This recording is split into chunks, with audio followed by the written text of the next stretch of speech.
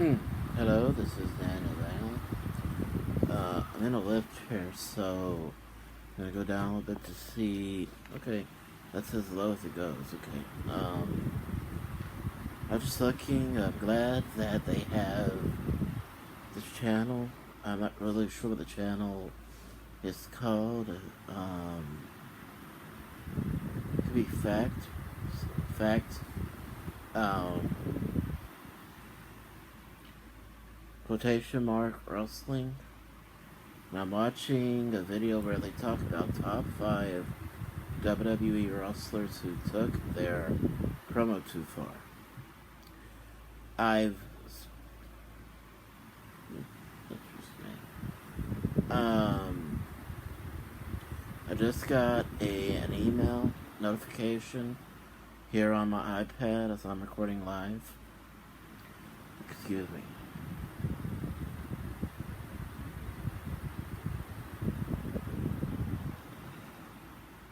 I don't use eye drops, which I should, but I just forget to, but that's why my eyes bother me right now.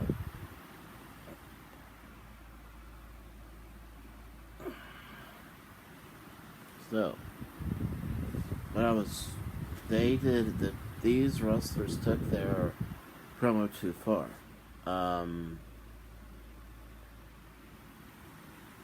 The problem is, okay, first promo they mentioned, and this was, I'd never watched this before, and I was surprised that I didn't hear of this when it first came out, because that was at a time when I remember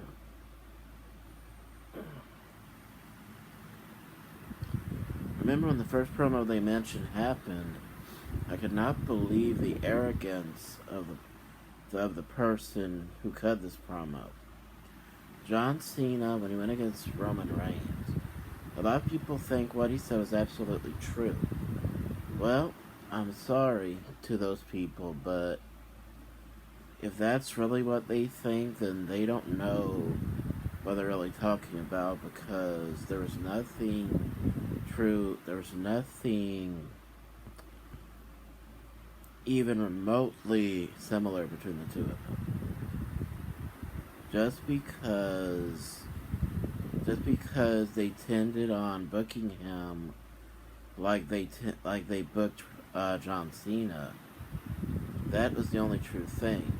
But he was acting like Roman Reigns was all for it. Everything Roman Reigns said was true, because it was very obvious that what Reigns said was true because of how John Cena carries himself. And when I said the arrogance, how can you tell how somebody is feeling? Some people can discern or have an intuition about something, but you can't really tell how somebody feels about something just by the look of their face. Because the first thing he said that I thought was ridiculous was not only saying that he was a corporately created version of himself, because even though they wanted to push him and they always pushed him against the fans' will, or against what most of the fans wanted, there was really nothing that was the same about them. I mean, let's face it, even though we didn't see any chain wrestling from Roman Reigns, we did see a lot of ability from Reigns that John Cena does not have. The ability to listen to the fans about what to do next and when, or more importantly, the right timing of when to do the next scene. So I'm sure there were a lot of times when Reigns, when it was time to finish the match, I'm sure there were a lot of times when he ended it on time, and it might have been before the writers even said to finish it. So that's one way of looking at it. Now, you can say what you want to about Roman Reigns. The fact is that I didn't see any attitude change between the top and the mid. He has won every title except the Raw and SmackDown titles, but before he took on this new role, which he should have always been in that role, because I believe that that's what's been holding him back is being babyface. But even before he took on that role, he was heavyweight champion 3 times. Um, he was U.S. champion, and before he won the Universal title the second time, he was Intercontinental champion. When he was U.S. champion, I did not see him treat that belt any differently than he did when he was heavyweight champion. So that's why I didn't understand John Cena saying that, because now they know they can hear rumors and things like that, but unless they're around the person and talk to them, they really shouldn't say stuff like that. That's just my thing. I didn't even know that Cesaro took promo too far, so that's why I'm talking about this. I just wanted to take this video right here to talk about it and say what I think. I think that go back to the first video, even though John Cena pushed Reigns, he went too far with it, because it's not up for you to say what somebody's job is. It's part of their job to talk. It's not their full job. The other half, John Cena can't do. So for him to say you can't do your job right, it's not right for him to say that. Because it's the only thing he can do right is talk. And that's actually what I said to the TV, by the way. I'm the type of fan. My father was the same way too when he was younger, and I think he still does that. Still does this, but not as much. My dad, anytime somebody was really a really good heel, and it was really believable what was going on TV, he used to always talk back to the TV. And I do that myself for the fun of it. But sometimes something like this happens where I kind of feel like, I can't believe you would go that far. And obviously this person felt the same way. But yeah, honestly do believe that the only thing he ever did well, the only job he did right was talk. But you know what's strange is that Lashley even said that to John Cena. And the fact that he didn't go that far with Lashley that's what's confusing to me. Lashley told him the same thing, wasn't condescending with him, didn't act like a butt, but here comes Roman Reigns, twice the ability and twice the potential that Lashley had, and he's going to talk to him like he's nothing, just because he had to work on talking. That's what strikes me as strange. But everybody has their own opinions, so I can understand if they believe what he said. I can understand that, because I'm sure there's a lot of things that I say that people get confused at also. Like, for instance, me saying that, that Roman Reigns is one of the best I ever saw, even when he had trouble talking.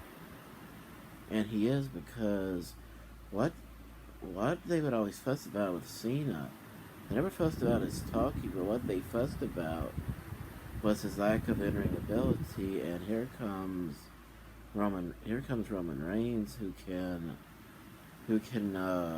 follow what's going on around him, and actually, no, he may not do the things like the wrist locks or or chin locks or anything like that. You know, the things that take true art in the business.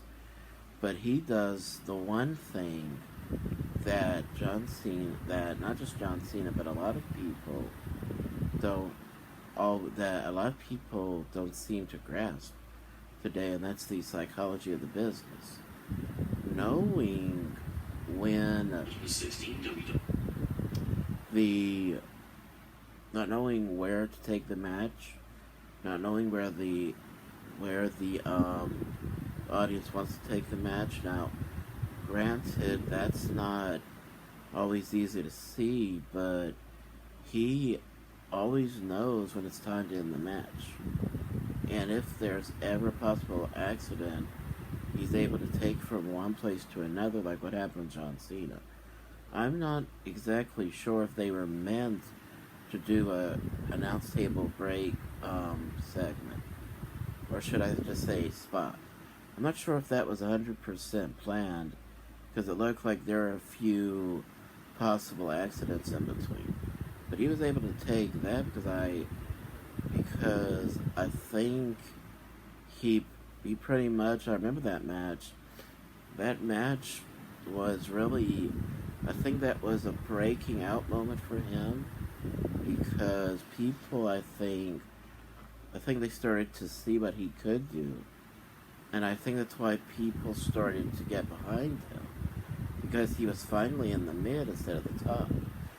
A lot of people didn't want to see him without the Shield, so that's why when he won back the title, they cheered him, because he was with the Shield, and that's what they wanted. And what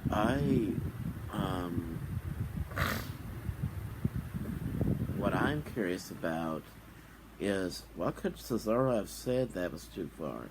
I'm going to play that. Draft. Cesaro expressed displeasure when he found out that he was drafted in the 6th round and was staying in the flagship show of the WWE, which is Raw. In a backstage interview, Cesaro vented his frustration on Raw Commissioner Stephanie McMahon and Mick Foley, who was the Raw General Manager at the time, and claimed that he would be a better fit on SmackDown because it is a real wrestling show compared to Monday Night Raw. He also commented on his difficulties to cut a promo, but countered it with the fact that he stumbles on words since he speaks 5 different languages. Hello! Bonjour! Grazie! Ciao! Und natürlich, hello! Credited wrestling journalist David Meltzer even confirmed that the Swiss Superman's promo was a shoot promo and not at work. I don't see where that's going too far, because it's not like he was insulting the audience or the company. So I don't see where that was going too far. Because actually, I thought it was pretty impressive that he wasn't afraid to display that again. But one thing that both the Roman Reigns John Cena promo and the Cesaro promo both showed is how short of a memory people have. Because another thing I didn't like was how John Cena said that it took Reigns, at the time, I'm not sure how many years he said it took him to cut a close to decent promo, which I didn't think was bad, considering that it's hard for you to remember everything that's written for you. It wasn't a shoot promo. That was the problem. It needed to be shoot, or it needed to be wrote in a way that both men could do it. John Cena could take any promo and talk. That's what the problem is. Roman Reigns does not have that gift to talk. So that's really why it aggravated me, because you're in a business where you're supposed to be on respect. If you don't do what you can to help somebody without insulting them, what have you really learned? So, the way, what I mean by shows how short of a memory people have, not just the fans, but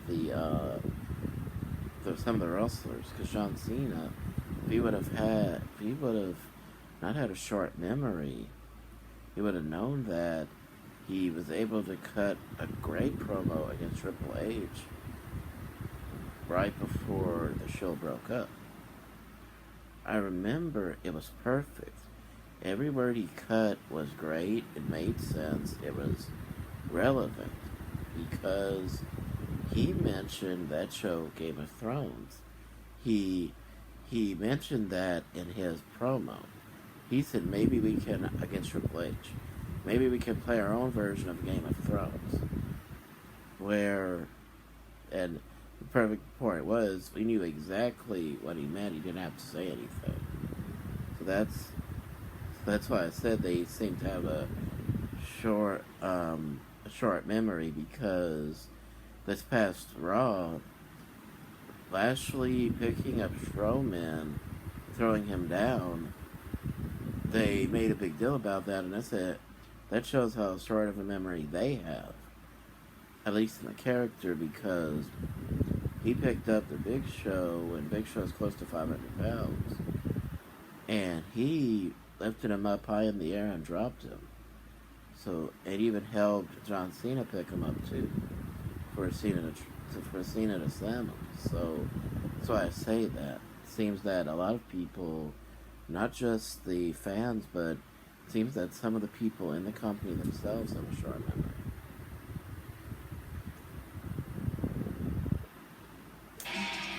Back when Talking Smack was still a show, Yeah, their next example was how the Miz, he felt like Daniel Bryan was not showcasing him or the Intercontinental title properly on SmackDown. So, and because Bryan was not, they didn't think he would ever be able to wrestle again.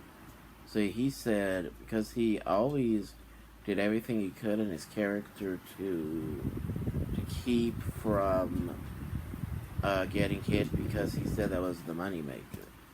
So when that happened, he was called cowardly by Daniel Bryan, and that's how it all started. And because that show, what other people, including this guy, doesn't realize is this wasn't a promo. This was real life. This was a completely non-scripted segment that used to be aired. I believe it used to be aired on TV.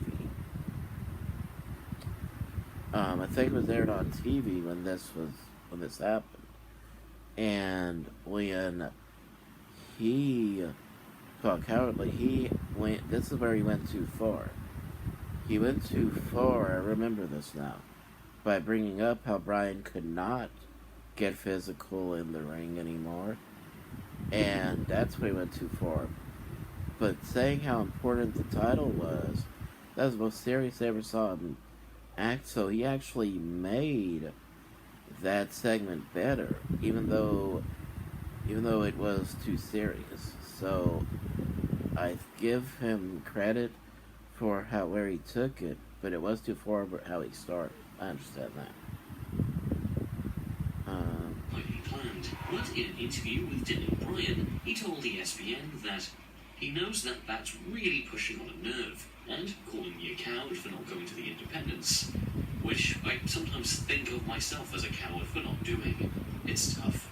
In an interview with Fox Sports, The Miz even admitted to planning to rip into Daniel Bryan after he asked the producers to put him on the show.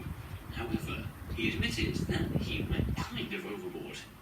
He said, "He actually left. I didn't expect him to leave. I expected him to hit me. The things that I was laying into him on were very below the belt, and very mean, and very rude. But when I go, I just go." You could just tell from the get-go that it was a legit shit promo.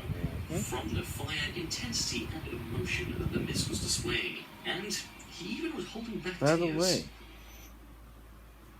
the way it was on the network. Easily one of I the thought it was best on TV. Never promos mind. in the WWE for such an underrated heel.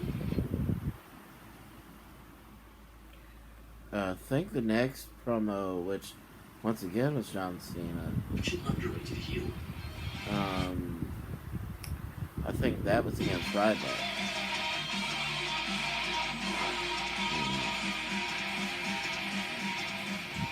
John Cena is arguably one of the best in the business when it comes to promo work, and his many promos with The Rock leading up to WrestleMania 28 was something spectacular to watch. See ya, Corporal. Although the two have now made up, The Rock and John Cena had genuine dislike for one another backstage. In one of the many verbal wars that the two had, John Cena silenced The Rock when he talked about how The Rock... Going back to my point earlier about having a short memory, when Cesaro first came on in the WWE, he had that Lithuanian female wrestler who was acting as a girlfriend for Teddy Long. Oksana. She became his manager and girlfriend, and the first thing they said about him was that he could speak 5 languages. So for them to possibly forget about that is another example about having a short memory. Now, whereas it's a positive thing for the wrestlers to have a short memory, having a short memory for a fan can be very, when you look back at it, you kind of, if you're like me, you like to know what somebody's ability is. See, I don't mean to remember everything, I just do. So, when I say have a short memory, let me put it this way. It's like they watch, but they don't care. And when I say it like, I don't mean to say it like they should care. What I mean is like, you'd think they spend all this time on the internet fussing, you'd think they'd care enough to know if this person has an ability that they're fussing about not having.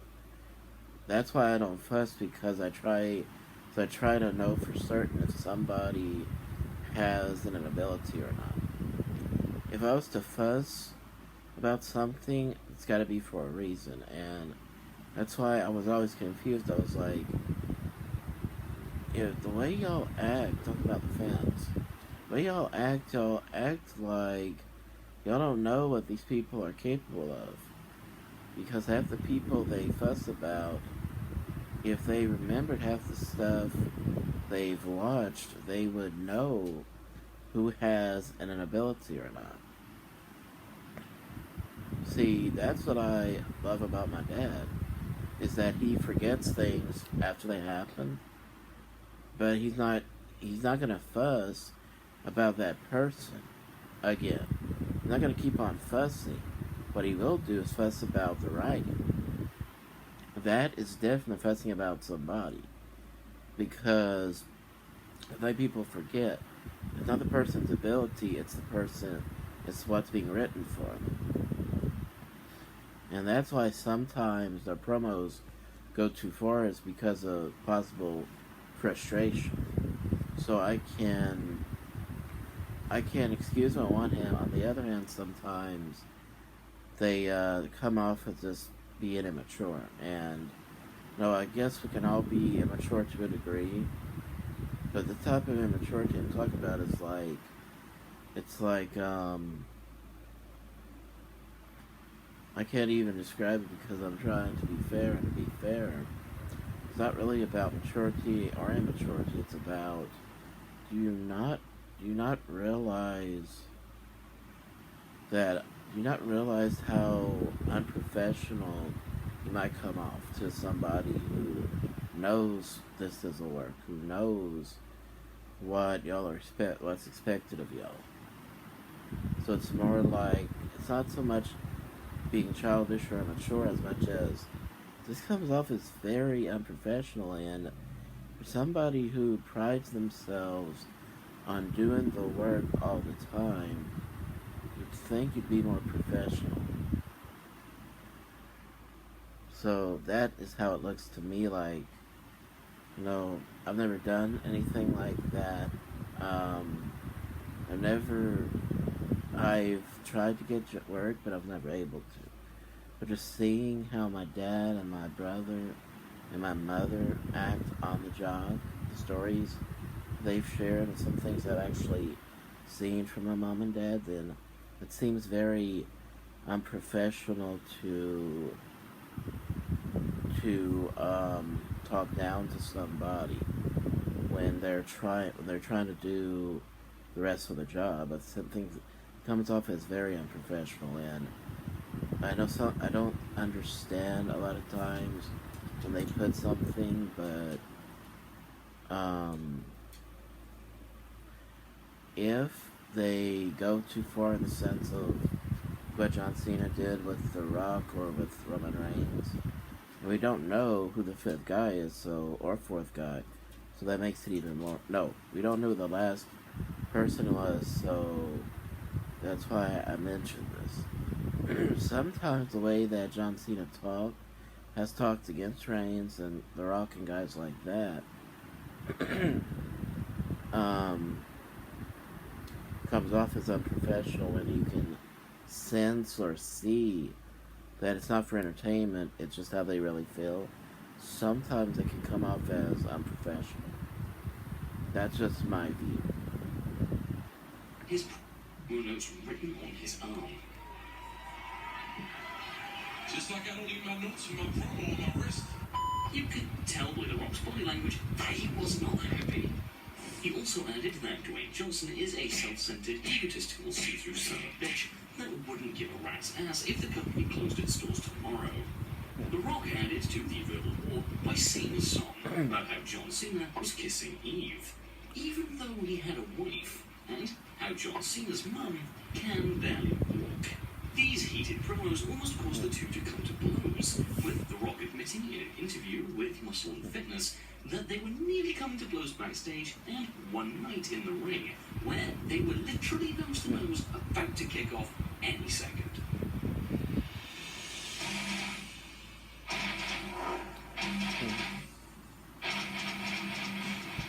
We all probably knew that CM Punk's pipe bomb was going to end up as number one because, let's be honest, Once again, being unprofessional.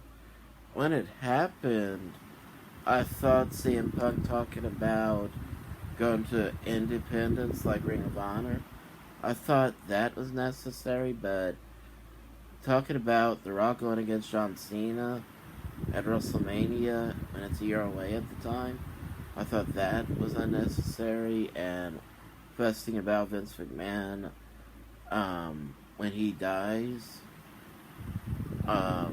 it won't be any better, but he would like to think it would, but it wouldn't because of being taken over by his daughter and stepson and his son-in-law. Excuse me.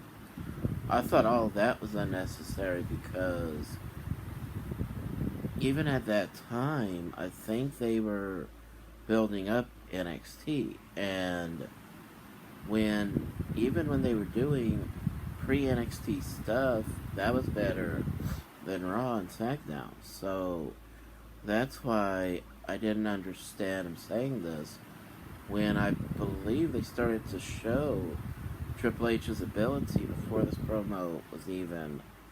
I am so sorry. This was before Triple H was COO, so I understand now why he said that. But when he became COO, that's when he started to see what he could do.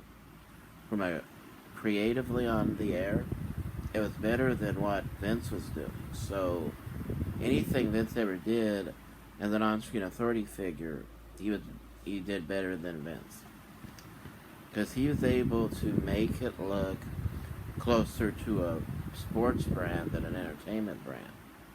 And even though it is entertainment, I think most fans miss seeing having the feeling that it's like a sport.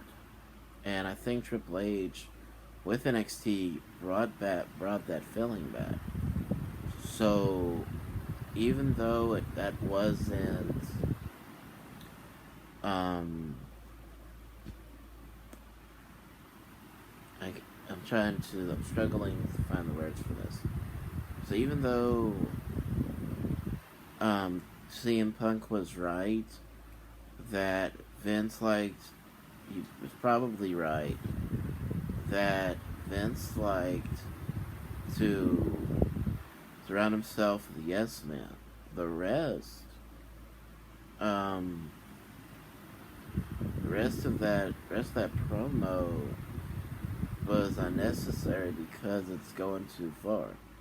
It's one thing to talk about a man's ability to promote. It's another thing to bring up his family. That's where I said it went too far.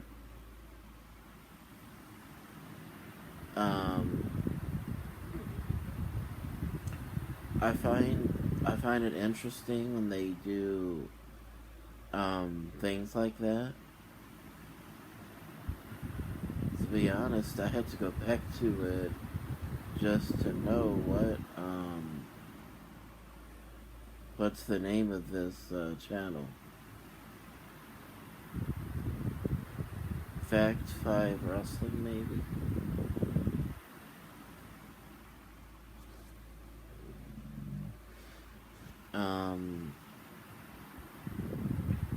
They always do this, and it's not a bad thing. Please forgive me if it sounds like a negative thing. Punk's Plate Bomb was going to end up as number one because, let's be honest, it kind of, revealed every dirty little secret. Oh yeah, Fact 5 Wrestling. I'm glad I looked at this.